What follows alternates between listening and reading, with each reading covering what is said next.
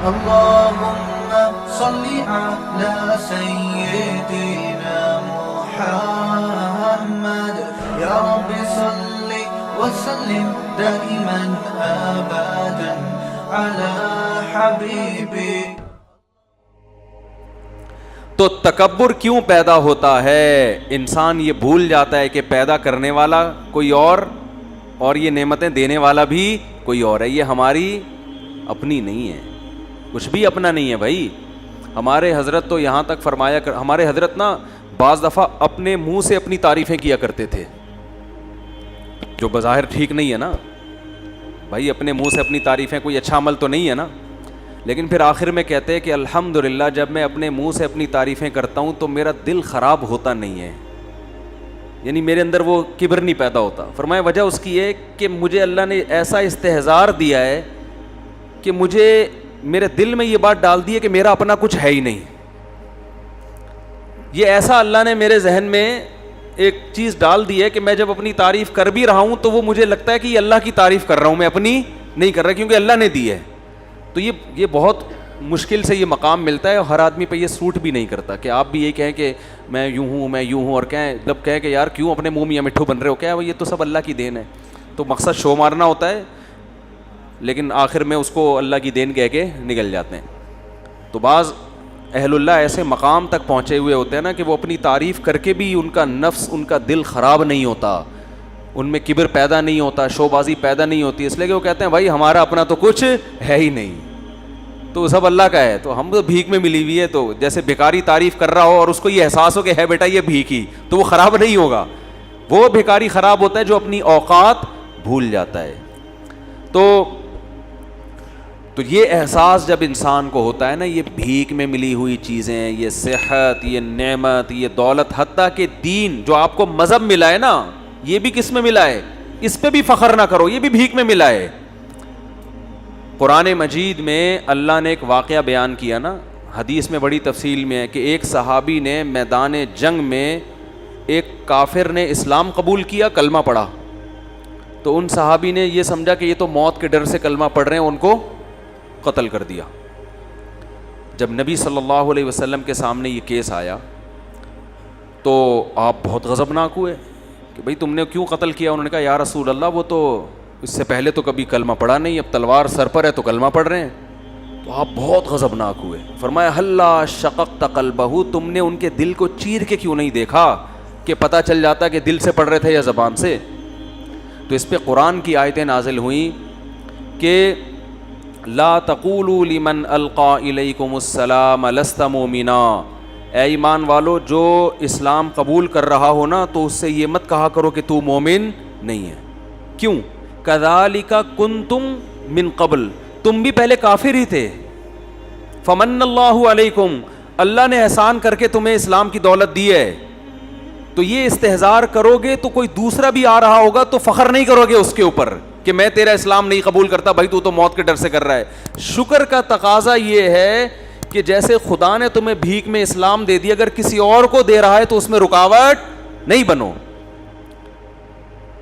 تو جو چیزیں ہمارے اختیار میں ہوتی ہیں, حالانکہ اسلام لانا تو ہمارے اختیار میں ہے نا, نیک عمل کرنا بھی ہمارے اختیار میں ہے, لیکن اللہ اس کو بھی کیا کہہ رہا ہے, میری توفیق, میری طرف سے بھیک. وجہ اس کی یہ ہے کہ اللہ یہ توفیق سلب کرنے کی صلاحیت بھی رکھتا ہے. دماغ معاف ہو جاتا ہے, حق سمجھ ہی نہیں آتا انسان کے. اچھے بڑے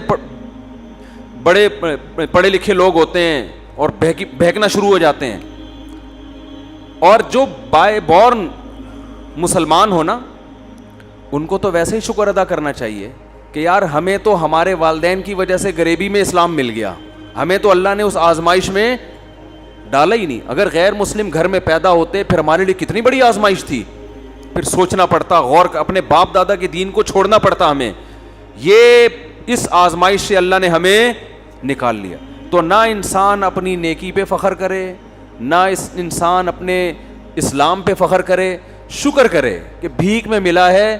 جو چیز بھیک میں ملتی ہے انسان اس پہ اتراتا نہیں ہے. حدیث میں آتا ہے نا, جس کو علم کی بات معلوم تھی اس سے وہ علم کی بات پوچھی گئی اور اس نے نہیں بتائی, الجم بلجام من النار, کہ قیامت کے دن آگ کی لگام اللہ اس کو دیں گے. اس لیے کہ جب تمہارے پاس علم تھا تو تم نے اللہ کی شکر یہ تھا کہ اس علم کو دیتے, کیوں چھپا رہے ہو اس کو؟ تو جو نعمت اللہ نے دی ہے نا اس کو آگے اس کو چھپانے کی اجازت نہیں ہے, یعنی اللہ کی مخلوق کو اس سے مستفید کرنے کا حکم ہے. تو میں یہ عرض کر رہا تھا کہ جیسے انسان جو ہے نا یہ بھول جاتا ہے, تو ہماری یونیورسٹیوں میں جو ایتھیزم پھیل رہا ہے, لبرلزم پھیل رہا ہے اور مذہب کی مخالفت پھیل رہی ہے, اس کی بیس کہاں سے شروع ہوتی ہے؟ تکبر سے. یہ سب بھول گئے بھائی, یہ نالج, یہ تعلیم, یہ ایجوکیشن, یہ جو پیٹ بھرے ہوئے ہیں, توندے بھری ہوئی ہیں, کھا رہے ہیں, ایئر کنڈیشن چل رہے ہیں, گاڑیوں میں گھوم رہے ہیں, یہ ہمارا کمال نہیں ہے, یہ خدا کی طرف سے بھیک ملی ہوئی ہے. قرآن کہہ رہا ہے انزلنا الحدید, یہ لوہا جس سے تم درجنوں چیزیں بنا, ٹوئیٹا کی اور ہونڈا کی گاڑیاں جو لے کے گھوم رہے ہیں نا روڈوں پہ, تو اللہ کہتے ہیں جن لوہے کی بنی ہے یہ لوہا کس نے, سائنسدانوں نے تھوڑی پیدا کیا ہے, یہ میں نے زمین میں اتارا ہے. اور جب آپ اپنی گاڑی میں ڈیزل بھرتے ہو یا پیٹرول بھرتے ہو تو یہ پیدا کس نے کیا؟ یہ ایندھن یہ زمین کی رگوں میں اللہ نے پیدا کیا یہ سب کچھ. کیسا عجیب نظام ہے, اوپر گیس ہے, نیچے کیا ہے؟ ایسی ندیاں, سمندر. آپ سعودی عرب میں دمام جائیں نا, جہاں پر یہ لوڈ ہو رہا ہوتا ہے جو ڈیزل ہے یا جو بھی ایندھن نکلتا ہے, خام تیل جسے کہتے ہیں, دنیا حیران ہو جاتی ہے اسے دیکھ کر.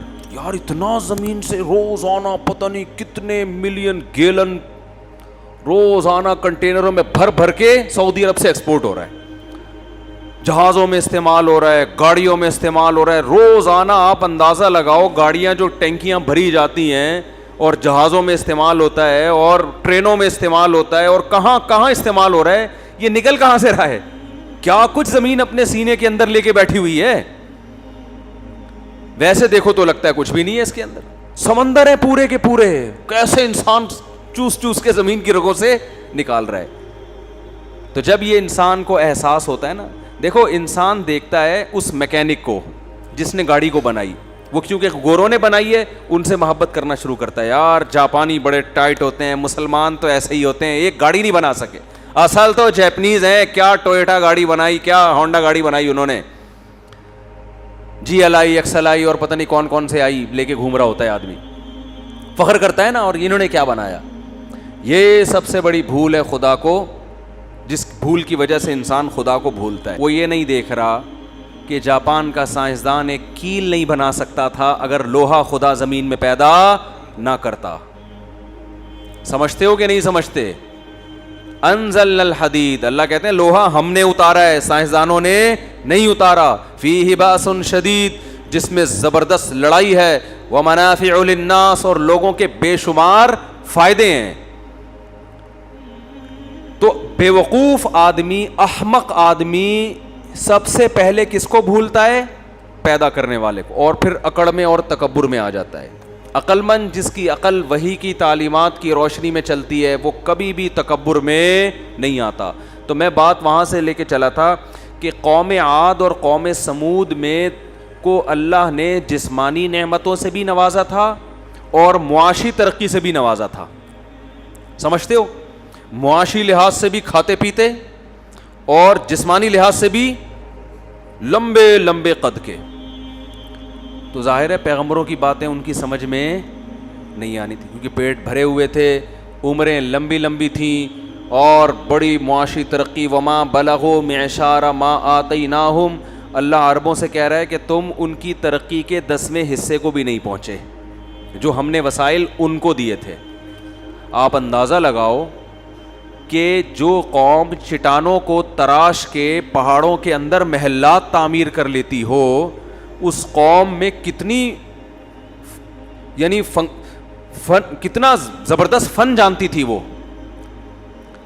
ہم جب کبھی سفر کرتے ہیں نا, ابھی جیسے میں ادھر گلگت وغیرہ کی طرف گیا تو بہت بڑی بڑی مضبوط چٹانیں, آپ ذرا کوئی چیز لے کے ان چٹانوں کو کھودنا شروع کرو, آدمی کانپنا شروع کر دے گا کہ بھائی یہ مشینوں کے بغیر ممکن نہیں ہے. لیکن قرآن کہتا ہے کہ یہ لوگ کیا کرتے تھے, چٹانوں کو تراش کے نا چٹان کے اندر پورا محل تیار ہو جاتا تھا. تو کچھ تو قابلیت ہوگی نا اس قوم میں, وہ مشینوں سے کرتے ہوں یا ہاتھ سے کرتے ہوں, یا قرآن نے اس کا, ہو سکتا ہے کوئی اتنی ترقی ہو چکی ہو, سائنسی ترقی, کہ وہ مشینوں کے ذریعے کر رہے ہوں, یہ بھی ممکن ہے. لیکن کیا ہے, اس ترقی نے انہیں خدا کے قریب لے جانے کے بجائے خدا سے دور کر دیا. یہی آج ہو رہا ہے. تبھی قرآن کہتا ہے کہ اگر ہم رزق کی ایسی فراوانی کر دیں کہ سب کے پیٹ بھریں, دنیا میں کوئی غم اور ٹینشن ہی ختم, سارے غم اور ٹینشنیں بالکل ختم ہو جائیں, تو اللہ فرماتے ہیں اس کا رزلٹ کیا ہوگا. ہونا تو یہ چاہیے سب خدا کے سامنے سجدہ ریز ہوں, سب اللہ اللہ کرنے لگے, اللہ تو نے ہر قسم کی ٹینشن سے ہمیں کیا کر دیا ہے, آزاد. اے اللہ اب تو بیوی کی ایک ٹینشن تھی وہ بھی ختم ہو گئی, یعنی وہ نیک بن گئی وہ, یعنی کہ اے اللہ ساری ٹینشنیں ہماری ختم, اب تو عمریں بھی لمبی ہو گئیں, کرونا بھی ختم ہو گیا, اور مالی وسائل بھی, کھلا کھائیں گے تے, پنجاب میں کہتے ہیں نا کھلا کھائیں گے تے ننگا نہائیں گے, وہ بولتے ہیں اس طریقے سے, تو بڑے لائف کو انجوائے کریں گے, اور اب ہم تیرا شکر ادا کریں گے. اب حج بھی ٹائم پہ ہوگا, داڑھی بھی رکھیں گے, 5 ٹائم نماز بھی پڑھیں گے, اب تو کوئی ٹینشن ہے ہی نہیں. ہونا تو یہ چاہیے نا, لیکن اللہ کہتے ہیں ایسا ہوگا نہیں. وَلَوْ بَسَطَ اللَّهُ الرِّزْقَ لِعِبَادِهِ, اللہ اگر رزق کو بالکل اوپن کھول دے نا, کہ کوئی غریب ہی نہ رہے دنیا میں, سب کے پیٹ بھر جائیں اور بالکل ہر ٹینشن دور ہو جائے, لَبَغَوْا فِي الْأَرْضِ, فرمایا یہ سارے باغی بن جائیں گے میرے, جو تھوڑا بہت مجھے مان رہے ہیں نا اور میری بات سن لیتے ہیں, ایک بندہ بھی اتوار کے بیان میں نہیں آئے گا, نہ جمعے کے بیان میں نہ اتوار کے بیان میں, ایک بھی نہیں آئے گا. بولے گا ضرورت کیا ہے, کیوں سنیں, پیسے ملتے ہیں کیا یہاں پہ. نہ علماء کی باتیں سنی جائیں گی, نہ مدرسوں میں لوگ اپنے بچوں کو دین کے لیے فارغ کریں گے. بھائی قوم کہتی ہے ہمارا اصل مسئلہ یہی ہے کہ روٹی ملے, کپڑا ملے اور پیٹ بھرے ہمارا, مکان ملے, مکان بھی مل گئے, روٹی بھی مل گئی, پیٹ بھی بھر گیا, ٹینشنیں بھی ختم ہو گئیں. تو اللہ نے کچھ نہ کچھ ٹینشنیں رکھی ہوئی, حتیٰ کہ جو ٹینشن فری ملک ہے نا ان میں بھی ٹینشنیں ہیں. یہ یورپ اور آسٹریلیا تو ٹینشن فری ملک ہے نا, ان میں وہ ٹینشنیں تھوڑی ہیں, ان کے بیوی کی ٹینشن ہی نہیں ہے, تو اب کہہ کیا گیا. بھائی یہ خواتین سے میں بولتا ہوں, میں مزاح کرتا ہوں, اس کو سیریس نہ لیا کریں. وہ پھر کمنٹس ہوتے ہیں, اچھا ہر بیان میں جو ہے نا ہمیں رگڑا لگ رہا ہوتا ہے کہ یہ ٹینشن ہوتی ہے. مذاق میں کہہ رہا ہوں, کیونکہ میں بھی شادی شدہ آدمی, ہم نے بھی عزت کے ساتھ گھر جانا ہے. آئی بات سمجھ, میں تو 3 دفعہ شادی شدہ آدمی ہوں. ایک شادی شدہ کتنا مظلوم ہوتا ہے, جو شادی شدہ ضرب 3 ہو تو وہ سوچ لو, وہ تو بیچارہ اس کا تو زندہ ہے, بس یہ کمال کی بات ہے. تو اللہ کہتے ہیں کہ اگر ہم ٹینشنیں ختم کر دیں نا, تو میں یہ کہہ رہا تھا کہ جن ملکوں میں سرے سے کوئی ٹینشن نہیں ہے وہاں بھی بہت ٹینشنیں ہیں. وہ آپ کو لگ رہا ہے کہ ٹینشن نہیں ہے.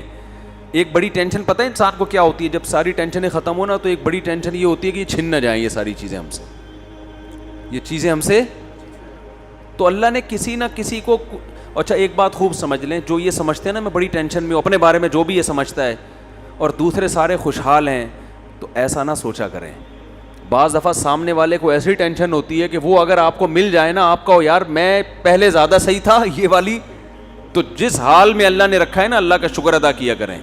کچھ پتہ نہیں ہوتا کہ سامنے والے کو کیا ٹینشن ہے اور وہ کس مصیبت میں زندگی گزار رہا ہو. تو جو اللہ نے جس حالت میں رکھا ہے, تو قرآن کہتا ہے اگر ہم رزق کی فراوانی کر دیں اور ساری پریشانیاں ختم کر دیں, تو شکر گزاری کے بجائے کیا پیدا ہوگا, بغاوت پیدا ہوگی, نافرمان بن جائیں گے.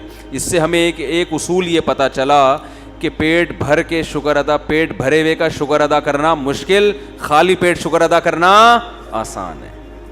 سمجھتے ہو بات؟ مفتی طارق مسعود صاحب کے بیانات سننے کے لیے youtube.com/مفتی طارق مسعود کو سبسکرائب کریں, اور اگر آپ لائیو ویڈیو کو کبھی بھی مس نہیں کرنا چاہتے ہیں تو سبسکرائب کرنے کے بعد بیل آئیکن پہ کلک کرنا مت بھولیں. جزاک اللہ.